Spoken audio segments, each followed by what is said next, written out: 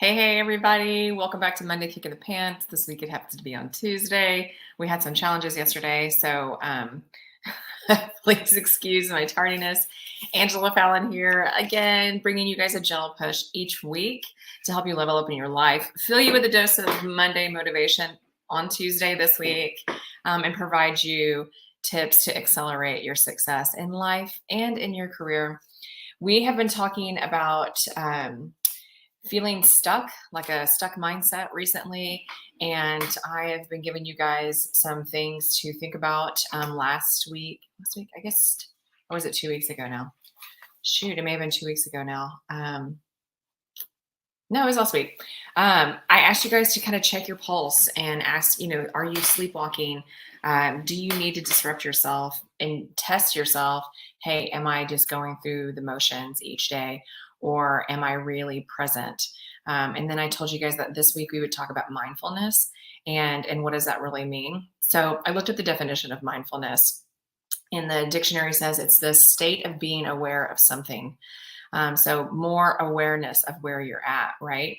And this is actually used in therapy. This is a therapeutic technique.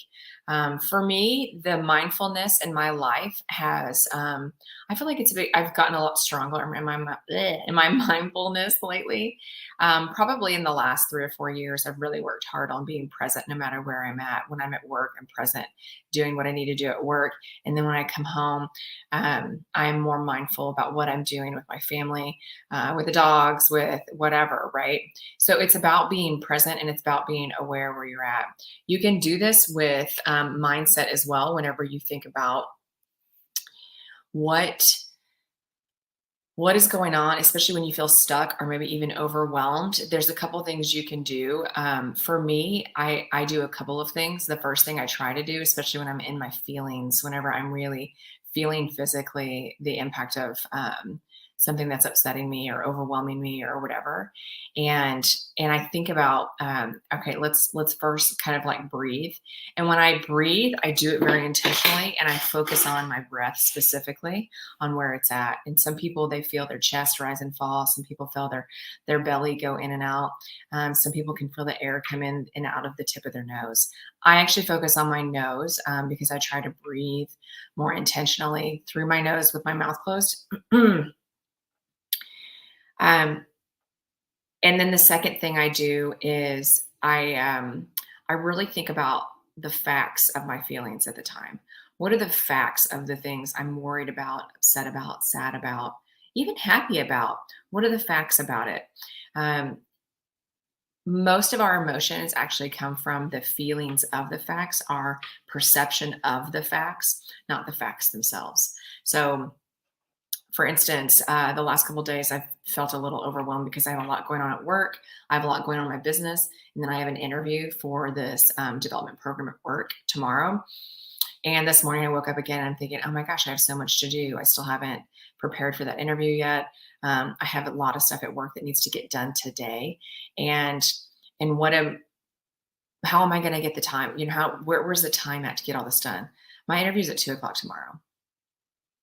I have over 24 hours to work on 3 really important things at work, plus this interview, plus one other thing I need to do for my business. So I have about 5 things that are really important to do, and I have over 24 hours to do it. Now I realize we still have to eat, we have to go to meetings, we have to do all these things, pick up kids, all that stuff. However, the facts are I have lots of time.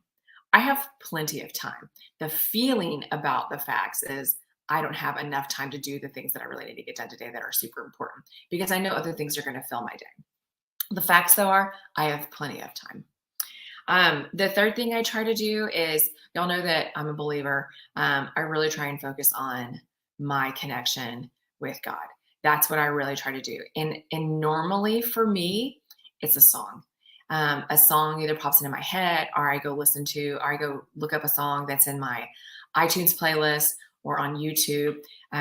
There was a song that was played in church on Sunday morning, and I heard it and I'm like, I haven't heard this song in forever. One of the groups that used to be our worship leaders at the church we went to for a really long time, my husband and I and our family, they were there for a long time, and then they left to go do something else. And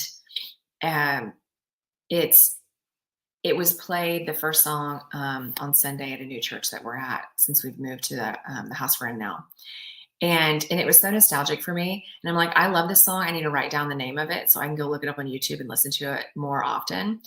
And then, no kidding, within 2 minutes when we started the next song, I totally forgot the name. I didn't write it down. I didn't put it in my phone. I'm like, I knew it. If I didn't write it down, I was going to forget about it. It came to me in the shower this morning. I can't make this up. It came to me in the shower this morning, and it's been in my head ever since. And like, that is a huge bonus for me to really stay focused on the facts. What are the truth about everything? Not my perception of the facts or the truth. And that song just really helped kind of recenter me this morning.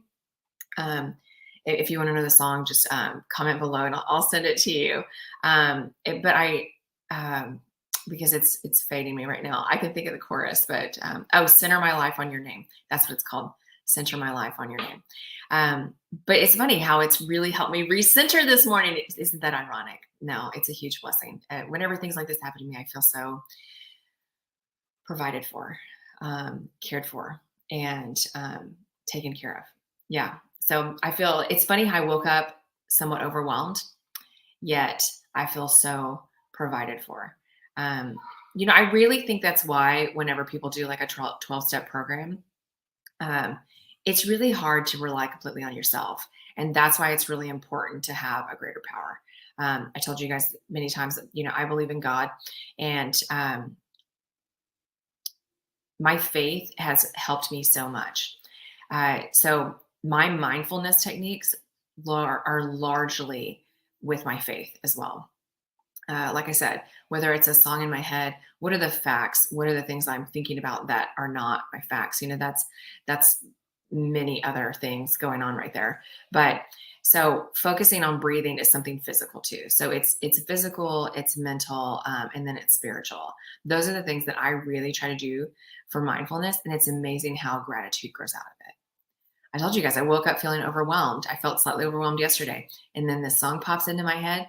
I focus on my breathing and calming down, and then thinking about what are the true facts. I have plenty of time today to get ready for an interview and do these other things. I have plenty of time, and it's not even until 2:00 tomorrow. So I have half of tomorrow morning too to get some of this stuff done.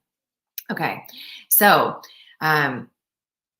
those are the things I really want you to think about. So your homework is, if you are stuck in your feelings, you really have to work on reaching out to something that's bigger than yourself. Again, God or whatever that is for you. I know some people, use universe or whatever, but, and then think about what the facts are. So when you're stuck, physically try and regulate yourself with breathing. Breathing is amazing to me. And again, I focus on the tip of my nose as I breathe. And whenever you focus on something else, it helps you pull away from the other things. Focus on the facts. What's the truth of what's going on right now? The vice, what you're feeling about the facts and your perception of the facts. And then look to your higher power. And again, mine is God. And the way I do that is with song. And another way of saying that is worship. So those are the three things that I really do in order to get out of this stuck mindfulness, especially whenever I'm feeling overwhelmed or exhausted. I spent the whole weekend like really chilling out, and that's probably why I'm feeling overwhelmed right now, because I'm like, oh, I should have done some of this on the weekend, but I had a really good weekend. I hope you guys did too. So I hope that's helpful. You can hear my kids in the back. I need to head to work. I hope you guys have a great week, a great Tuesday, delayed Monday. And I hope you guys remember that if you're feeling overwhelmed or behind, you're in the right place and it's the right time. You'll take care.